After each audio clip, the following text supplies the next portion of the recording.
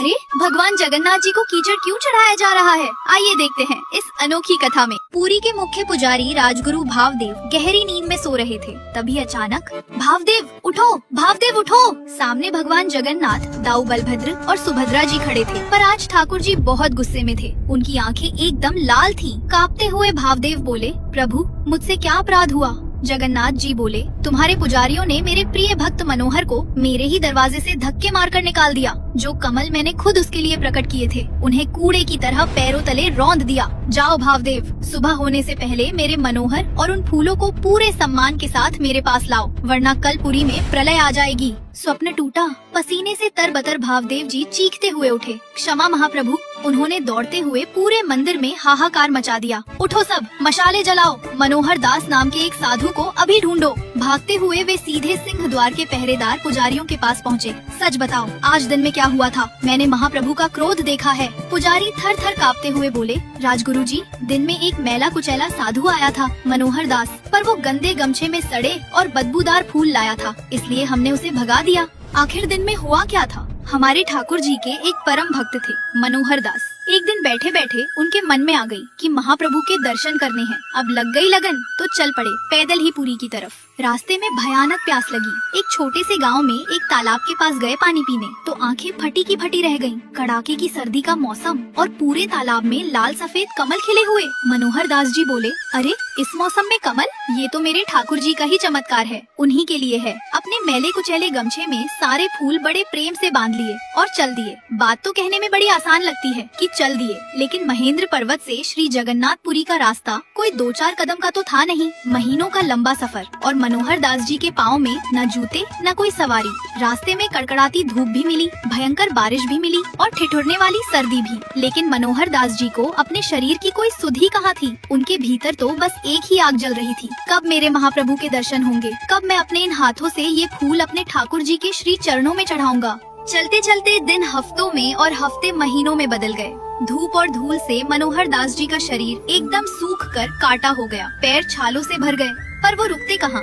वो तो बस अपने उस मैले गमछे को ऐसे सीने से लगाए चलते जैसे दुनिया का सबसे बड़ा खजाना उसी में छिपा हो। रास्ते में जब कभी थक कर किसी पेड़ के नीचे बैठते तो अपना गमछा थोड़ा सा खोलकर उन कमलों से बातें करने लगते। मनोहर दास जी बोले, अरे मेरे प्यारे फूलों, तुम सब बड़े भाग्यशाली हो जो मेरे साथ चल रहे हो। सीधे ठाकुर जी के शीश पर सजोगे। मेरे महाप्रभु बड़े कोमल हैं, उन्हें तुम्हारी छुअन बड़ी मीठी लगेगी। बस थोड़े दिन और, फिर हम पूरी पहुंच जाएंगे। पर समय का चक्र तो अपने हिसाब से चलता है। फूल आखिर फूल ही है, वो कितने दिन टिकते। धीरे धीरे उन लाल सफेद सुंदर कमलों की पंखुड़ियाँ मुरझाने लगी। उनका रंग काला पड़ने लगा। जो दिव्य खुशबू उस तालाब के पास थी, वो अब भयंकर सरांध में बदलने लगी। पर मनोहर दास जी ठहरे प्रेम के दीवाने। कहते हैं ना, प्रेम में इंसान अंधा हो जाता है और भगवान के प्रेम में तो सारे होश ही उड़ जाते हैं। मनोहर दास जी को वो बदबू आ ही नहीं रही थी। उन्हें तो बस वो भाव दिख रहा था कि ये मेरे प्रभु की अमानत है। उन्हें लगता कि ये फूल अभी भी वैसे ही ताजे हैं जैसे पहले दिन थे। महीनों की लंबी और थका देने वाली यात्रा के बाद आखिरकार वो दिन आ ही गया। दूर से श्री जगन्नाथपुरी के मंदिर का भव्य नील चक्र दिखाई दिया। नील चक्र देखते ही मनोहर दास जी की आंखों से झरझर आंसू बहने लगे। वहीं जमीन पर घुटनों के बल बैठकर दंडवत प्रणाम किया। गदगद कंठ से बोले, हे नाथ, आ गया तुम्हारा दास। बहुत लंबा सफर था मेरे मालिक, पर तुम्हारी कृपा से कट गया। जैसे तैसे भारी भीड़ को चीरते हुए मनोहर दास जी श्री मंदिर के सिंह द्वार पर पहुँचे। समय दिन का था। मंदिर में बड़े बड़े सेठ, राजा महाराजा और भक्तों की भारी भीड़ थी। कोई भगवान के लिए सोने का छत्र लाया है, कोई चांदी के बर्तन, कोई 56 भोग की कीमती सामग्री, तो कोई ताजे सुगंधित गेंदे और चमेली के फूलों की बड़ी बड़ी मालाएं लेकर कतार में खड़ा है। अब इन अमीर और बड़े भक्तों के बीच जरा हमारे मनोहर दास जी की कल्पना कीजिए। कपड़े फटे हुए, शरीर पर महीनों की धूल और मिट्टी, और हाथ में वो मैला कुचैला गमछा जिसमें से अब कीड़े रेंगने की नौबत आ गई थी। हाथ जोड़कर बड़े विनय से बोले, पंडा जी प्रणाम, मैं मनोहर दास हूँ। बहुत दूर महेंद्र पर्वत से चलकर आया हूँ। अपने प्रभु के लिए ये कुछ कमल पुष्प लाया हूँ। कृपा करके इन्हें महाप्रभु जगन्नाथ जी के श्री चरणों में अर्पित कर दें। पंडा जी ने उन्हें ऊपर से नीचे तक घूर कर देखा। एक तो भिखारी जैसी शक्ल और ऊपर से ही रहस्यमयी पोटली। पंडा जी ने नाक सिकोड़ते हुए जैसे ही उस गमछे के अंदर झाँका, बाप रे, भयंकर सड़ांध का एक जोरदार भपका उनके मुंह पर लगा। पंडा जी जोर से चिल्लाए, अरे ओ पागल, ये क्या बकवास है? तेरी हिम्मत कैसे हुई ये सड़ी हुई बदबूदार चीजें भगवान के पास लाने की? अंधा है क्या तू? यहाँ देख, यहाँ रोज सोने चांदी के बराबर कीमती ताजे फूलों की हजारों मालाएं चढ़ती हैं, जिनकी खुशबू से पूरा मंदिर महकता है, और तू ये कीचड़ और सड़ान भगवान को चढ़ाएगा? मनोहर दास जी घबरा गए, कांपते हाथों से बोले, पर पंडा जी आप समझ नहीं रहे, ये कोई साधारण फूल नहीं है, ये मुझे रास्ते में स्वयं प्रभु के आशीर्वाद से मिले थे, कड़ाके की ठंड में खिले थे ये। मेरा भाव तो सच्चा है पंडा जी, आप बस इन्हें एक बार भीतर ले जाकर स्वीकार कर लीजिए। पंडा जी का गुस्सा 7वें आसमान पर पहुंच गया। बोले, भाव? तेरा भाव इन सड़े हुए बदबूदार फूलों में है, और ये गंदा गमछा इसमें लपेट के लाएगा तू भगवान की भेंट? अरे तेरी भक्ति तो तेरा सबसे बड़ा ढोंग है। तुम जैसे भिखारियों और पागलों की वजह से ही मंदिर की पवित्रता भंग होती है। चल निकल यहाँ से, जा, भाग जा। मनोहर दास जी रोने लगे, हाथ जोड़कर गिड़गिड़ाते हुए बोले, पंडा जी ऐसा मत कहिए, मैं महीनों से भूखा प्यासा चला आ रहा हूँ, बस एक बार मेरे ये फूल मेरे ठाकुर जी को दे दो,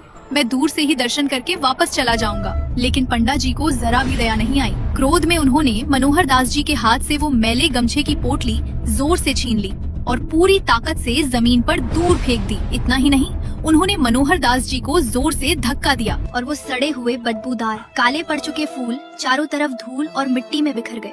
कुछ फूल आते जाते लोगों के पैरों के नीचे कुचले गए। मनोहर दास जी जमीन पर पड़े थे, उनकी आंखें उन बिखरे हुए सड़े फूलों पर टिकी थी। उनका चेहरा पूरी तरह से टूट चुका था। महीनों की तपस्या, वो श्रद्धा, वो भाव सब आज सिंह द्वार की धूल में मिल गया था। कोई उन्हें उठाने नहीं आया। लोग हंसते हुए और नाक सिकोड़ते हुए वहाँ से निकल गए। रोते रोते घिसटते हुए मनोहर दास जी मंदिर से कुछ दूर बड़ा छाता मठ के पास पहुँचे। अब उनके शरीर में एक कदम चलने की भी ताकत नहीं बची थी। दिल में ऐसा दर्द था कि सांस लेना भी मुश्किल हो रहा था। आसमान की तरफ देखकर रोते हुए बोले, हे मेरे जगन्नाथ, हे जगत के नाथ, क्या मेरा प्यार इतना सारा हुआ था? क्या मेरा भाव इतना मैला था कि तुमने मुझे अपने दरवाजे से धक्के मारकर निकाल दिया? लोग सच कहते हैं प्रभु, मैं ही मूर्ख हूँ, मैं तो एक गरीब भिखारी हूँ। मैं भला तुम्हें क्या दे सकता हूँ? मेरी क्या औकात कि मैं जगत के पालनहार को कुछ भेंट करूँ? मुझे क्षमा करना मेरे नाथ, मुझे क्षमा करना। और ये कहते कहते भूख, प्यास, भारी थकान और गहरे दुख के कारण मनोहर दास जी वहीं जमीन पर बेहोश हो गए। उनका शरीर बर्फ की तरह ठंडा पड़ने लगा। दुनिया सो सकती है,